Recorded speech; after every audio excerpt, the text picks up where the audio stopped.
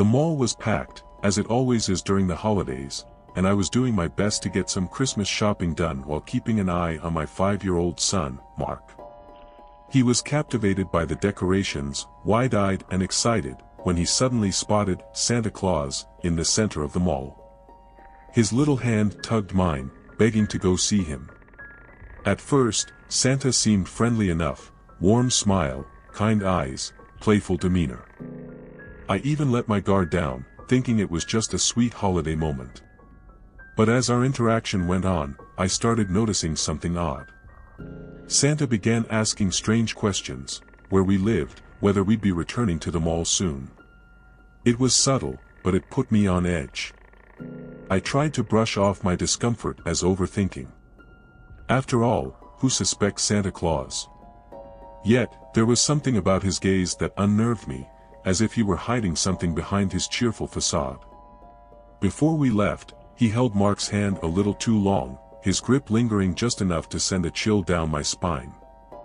I thanked him quickly, grabbed my son, and walked away, trying to shake off the unease. But as we headed home, the feeling lingered. That moment, which should have been filled with holiday joy, left me unsettled, as if something darker had crept into my life. That evening, I tried to convince myself that the encounter with Santa was nothing more than an awkward moment. Maybe he was just overly friendly, I thought. I tucked Mark into bed and was getting ready to wind down when the doorbell rang. It was late, so I hesitated, but I eventually went to see who it was. When I opened the door, my stomach dropped. It was him. The same man from the mall, still dressed as Santa Claus. He was holding a small item, claiming it was something we'd lost. I froze for a moment, trying to keep my composure, but inside I was panicking. Why was he here? How did he know where we lived? His demeanor had shifted. He no longer seemed friendly but rather cold and unsettling. When I confronted him, asking how he found us, he gave a chilling smile and casually admitted he wasn't even an official mall Santa. He said he'd snuck in for fun, as if it were all a harmless joke. But nothing about this felt innocent. I told him to leave, trying to keep my voice firm despite the fear tightening in my chest. He hesitated, then stepped back with a smile that was more of a warning than an apology.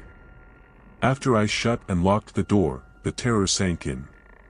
Even in the safety of my own home, I felt exposed. I couldn't shake the sense that this wasn't over, that the real danger was just beginning. The next morning, I went straight to the police station. I couldn't keep this to myself any longer. As I described the encounter, the officers initially seemed to treat it as a bizarre but harmless event. But when I told them that the man knew my address and wasn't a legitimate mall Santa, their demeanor changed. They filed a report and advised me to call immediately if he contacted me again.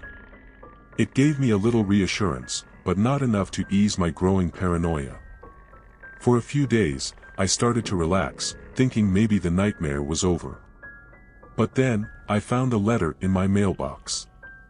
As I read it, I felt a chill like no other. The man's words were disturbingly calm and carefully chosen, yet they reeked of obsession. He wrote about feeling a special connection with me, as though we were destined to be in each other's lives. The letter included details about my routine that he should have had no way of knowing, and, most horrifyingly, his phone number, urging me to call him. I immediately took the letter to the police. They assured me they were investigating and told me to stay alert. But the damage was already done. Knowing someone was watching me, knowing he had this twisted fixation, planted a seed of terror in my mind. Even with the police involved, I couldn't shake the feeling that he was still out there, observing my every move. The letter was nothing short of horrifying. It wasn't just what he wrote, but how he wrote it. Each word felt meticulously chosen to both manipulate and terrify me. He mentioned my address, my habits, and even small details about my daily life that made me question how long he'd been watching. The most chilling part? He included his phone number, insisting that I reach out to him, as though our connection was inevitable. It wasn't just obsession, it was a direct, personal threat. As I read the letter, I felt the walls of my house closing in. My home, my safe space, no longer felt like a refuge. Every glance out the window felt like I might catch a glimpse of him standing there, watching, waiting. I tried to keep calm for Mark's sake, but inside, I was unraveling. The thought of him knowing so much about me and my son was unbearable. It wasn't just fear, it was the kind of psychological terror that grips you and doesn't let go. When I handed the letter to the police, I hoped they'd give me a clear solution. Instead, I got more advice to stay vigilant. I couldn't help but feel helpless. The letter was proof he wasn't going away, and the idea of him lurking, waiting to strike again, consumed my every waking thought. The nights became the worst. I couldn't sleep without replaying the nightmare over and over. What if he was still out there, planning his next move? A few days later, I started convincing myself that it was over. The police assured me that he wouldn't contact me again, and I tried to focus on restoring a sense of normalcy for Mark. But one night, something woke me up, a faint noise, like footsteps outside. I crept to the window, my heart pounding, and saw fresh footprints in the snow leading right up to Mark's bedroom window. The sight froze me in place. The cold outside wasn't the worst part, it was the realization that he had been there, watching us. I rushed downstairs, checking every lock and calling the police. When they arrived, they found nothing but the footprints, which disappeared into the middle of the street, as if he had vanished into thin air. I wanted to believe it was the end, but deep down, I knew better. The footprints were proof that he wasn't just a memory haunting me, he was real, and he was still out there. My home no longer felt like a safe haven. It felt like a stage for something sinister waiting to unfold. The man was never seen or identified again, but his shadow lingered in my life. Every night, before going to bed, I checked every window and door, praying I wouldn't see those footprints again. Yet, the feeling never left me. He was still out there, somewhere, watching. Some horror stories don't have a clear ending, they become part of you, a shadow you carry forever.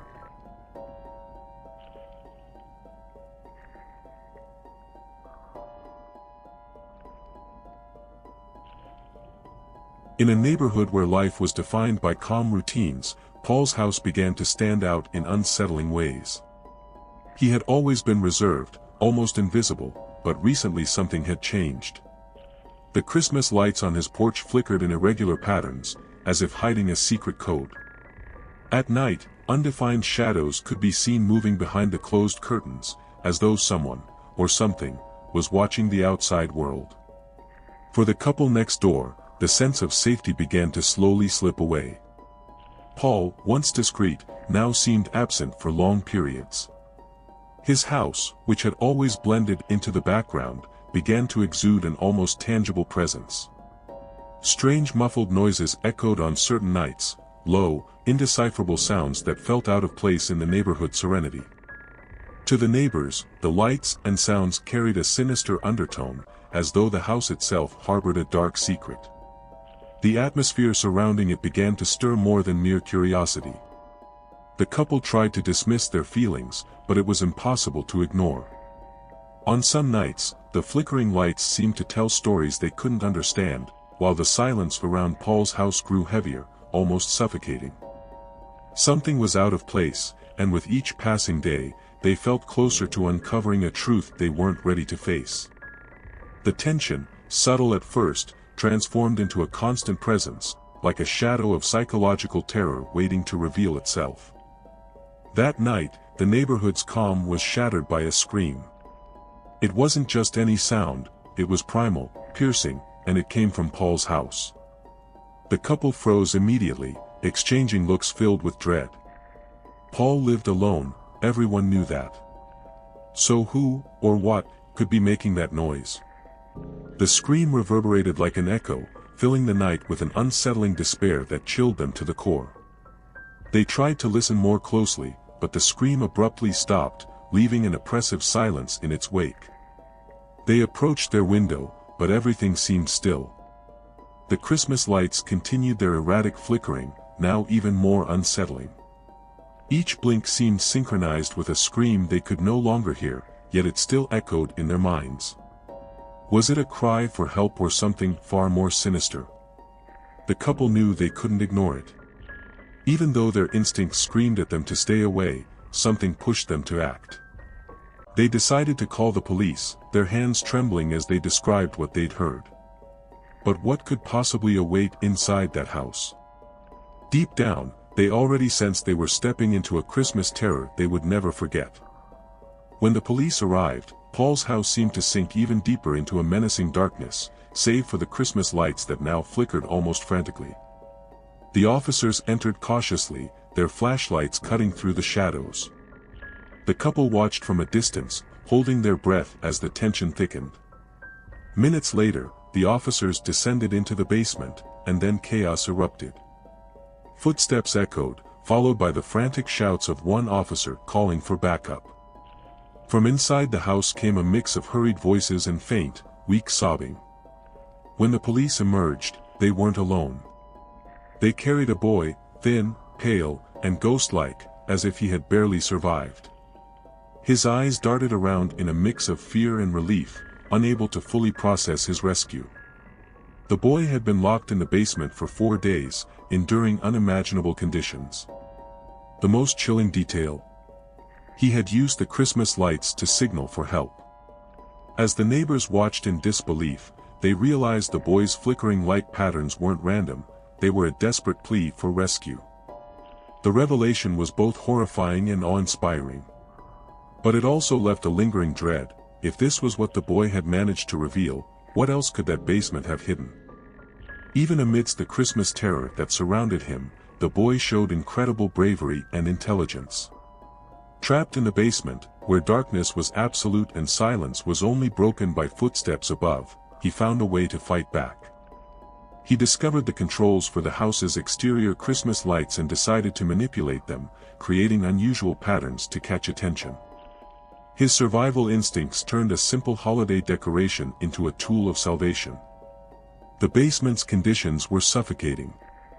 With barely enough food and the cold creeping through the walls, every hour was a battle for survival. Yet, he kept his mind sharp, carefully planning each move. The erratic light patterns weren't just a cry for help, they were a silent scream to the outside world. The thought that someone might notice kept him going, even as the psychological terror of isolation loomed over him. The boy's rescue was a relief but also left a bitter taste. His ingenuity had saved his life, but Paul's house continued to cast a sinister shadow over the neighborhood. It was impossible to ignore the realization that, while the lights blinked outside, they had illuminated just how close everyone had been to a far greater tragedy. Paul was taken into custody that night without resistance, but the look on his face was deeply unsettling. There was no remorse, only a chilling emptiness that seemed to hide something far darker. As investigations progressed, horrifying details emerged.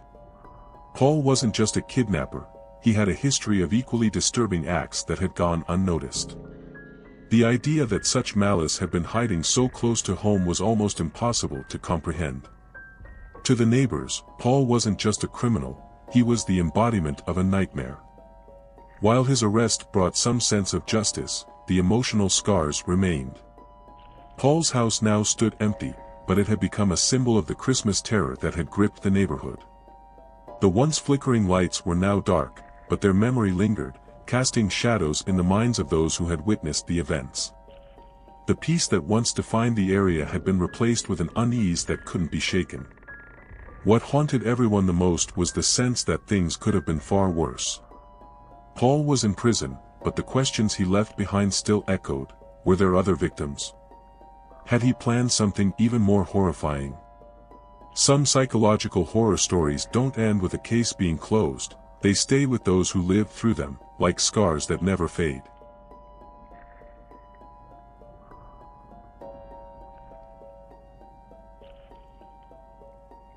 It was Christmas Eve in Miami, and the city buzzed with lights and celebrations.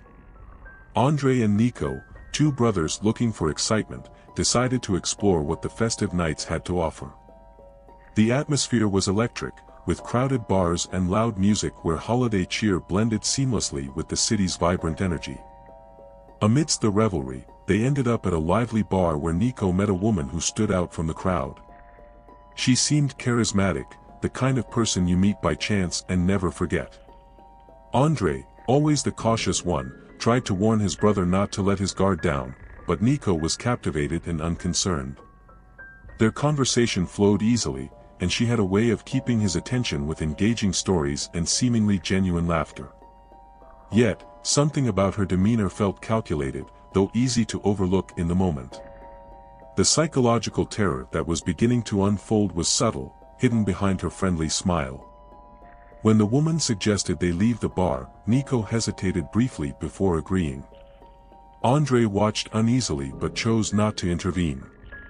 After all, who could have imagined that something as ordinary as a festive night out could spiral into such an unsettling and frightening experience? As Nico walked out with her, Andre felt a slight unease, as if fear itself was trying to warn him of something he couldn't yet comprehend. As Nico stepped outside with the woman, he noticed her confidence seemed to grow. She mentioned calling an Uber, which sounded innocent enough, but instead, an unfamiliar car pulled up to the curb. Before he could question anything, two men stepped out quickly, their expressions cold and threatening. The terror that had seemed distant became immediate the moment they grabbed Nico and shoved him into the car. Inside the vehicle, the situation grew worse. The dark windows, oppressive silence, and the men's piercing stares created a suffocating atmosphere. Nico tried to resist, but they overpowered him with ease. Fear grew with every second, compounded by the uncertainty of what lay ahead. The psychological terror consumed him as his mind raced through the worst possibilities. Was this a kidnapping for ransom? Revenge for something he didn't know about? The woman, who was clearly in on it, showed no remorse, her face now cold and indifferent. As the car sped through the streets of Miami, Nico searched desperately for a way out. His mind worked frantically to memorize the route, the faces of his captors, anything that might help later. But at that moment, the only thought that consumed him was the need to act, because the fear of losing control over his fate was overwhelming. Trapped in the car, Nico seized a fleeting moment when his captors weren't paying attention to reach for his phone. With trembling hands, he managed to call Andre, but the connection was poor from the start. All Andre could hear was static, muffled voices, and, in one chilling moment, Nico's desperate scream. Then the call was abruptly cut off, leaving Andre in a state of panic. The fear of not knowing what was happening gripped him, every second lost feeling like a step closer to tragedy. Andre tried calling back, but Nico's phone was already unreachable. Desperate, he immediately contacted the police, detailing the fragmented call and stressing the urgency of the situation. The calm tone of the operator contrasted sharply with Andre's rising terror. The psychological weight of imagining his brother in danger paralyzed him, but he forced himself to think clearly. He had to act quickly, every moment mattered. While waiting for updates, Andre reached out to friends, shared information, and searched for any clue that could help. But at that moment, the silence of Miami's festive night felt deafening. He knew his brother was facing something terrifying, but the uncertainty of it all was the most frightening part. Every minute without an answer felt like an eternity, and the helplessness gnawed at him from the inside. Amid the chaos and fear, Nico found a sliver of opportunity. The car stopped briefly, and the captors seemed distracted, arguing over something. His heart pounded, but he knew he couldn't hesitate. In one swift motion, he opened the door and bolted, running as fast as his legs could carry him. The terror of knowing they could catch up at any moment pushed him forward, adrenaline turning his fear into raw survival instinct. Nico ran aimlessly, darting through streets and alleys, driven solely by the need to get as far away as possible. He stumbled a few times, but each fall only fueled his determination to keep moving. The sound of footsteps behind him faded, but the panic remained. His only thought was to find help. Eventually, he spotted a small restaurant still open, where he stumbled inside, begging for assistance. His disheveled appearance made it clear that something horrifying had occurred. With the help of the restaurant staff, Nico managed to call Andre. The relief in both their voices was palpable, but Nico's trembling made it hard to recount what had happened. When Andre arrived, he found his brother battered, injured, and stripped of all his belongings. Despite their reunion, the night had left deep scars. The fear Nico felt that night would remain with him, a haunting reminder of how close he had come to losing everything. Even after being rescued, Nico couldn't shake the feeling that it wasn't over. Days after the incident, while Andre tried to create a safe environment at home, Nico began noticing small signs that left him on edge. Objects slightly out of place, faint footsteps in the yard at night, and an overwhelming sense of being watched. Andre attributed these to trauma, but for Nico, the fear felt disturbingly real and inescapable. One cold night, Nico was jolted awake by a noise near the window. He froze, listening intently. It wasn't his imagination, there was a shadow against the glass, unmoving, as if it were watching him. Gathering his courage, he ran to Andre's room, stammering that they're back. When Andre went to check, he found nothing but the eerie silence of the night. However, footprints in the damp earth outside confirmed that someone had been there. The sight was chilling, as though the terror Nico had endured had followed him home. The next morning, they found a letter at the door. It bore no signature, only a single, trembling sentence: "You escaped once. Not everyone is so lucky." The silent threat hung over them, turning each day into a test of endurance. For Nico, there was no doubt, they were still being watched. The psychological terror was no longer just a memory of the kidnapping but a constant presence, an unshakable shadow that refused to fade away.